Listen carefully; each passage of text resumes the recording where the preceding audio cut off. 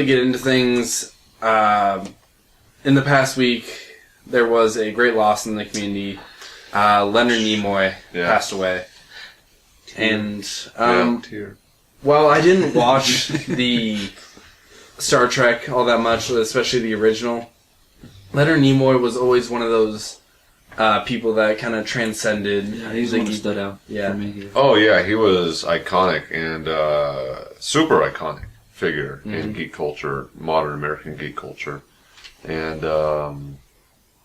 really did kind of transcend even geek culture, because he was in all sorts of stuff, car commercials and stuff. Yeah, I mean, he was clearly most famous for Spock. Futurama, Simpsons even had him on there. Oh, yeah, all sorts of things. Yeah, I mean, he's the only original cast member who's in the new series, right? In the new movies.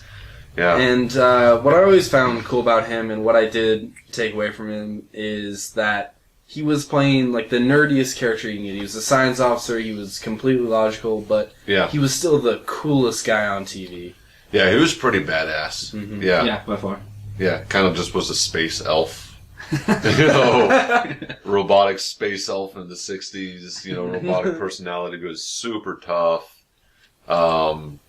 smarter than anyone else, it was more, he was getting the captain out of everything. Had that balance to everything that, all the shit that Captain Kirk always got a man to, and then Spock just came in and laid it down for everybody. Oh, yeah. I have a lot of fond memories watching the original Star Trek with my old man when I was just a boy. So, a lot of fun with Spock, and he was always one of my favorites. So, See, my old man got into it. He was really big into the original stuff. Mm-hmm. And I never did. I never got into Star Trek, and don't shun me for that. But, No, it's all right. Yeah. But Spock was definitely the one I definitely, I won't say identified with, but definitely the one I liked the most. Well,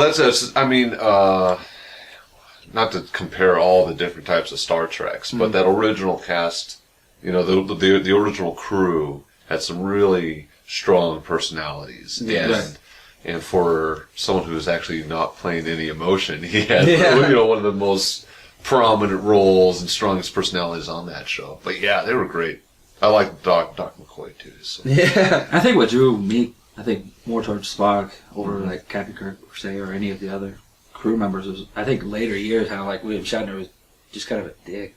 You know what I mean? Like you hear him at cons, he had some issues. Yeah, you hear him at con conventions and all, just how he was just an ass. And you know what I mean, or on movie sets or commercials or all these other gigs that he would do, and just how much of a tool he was to everybody. And it was just like, never hear anyone say that about. You never heard that about Nimoy. So it was just. There aren't too many members of that cast left alive, are there? I think it's just Kirk.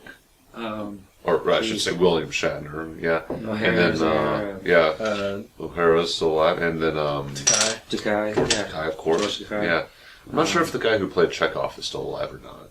I'm sorry if you are or not. I actually, I don't keep tabs on also to any big Chekhov fans out there. Sorry to all your Chekhov fans, I haven't kept tabs up on it yet.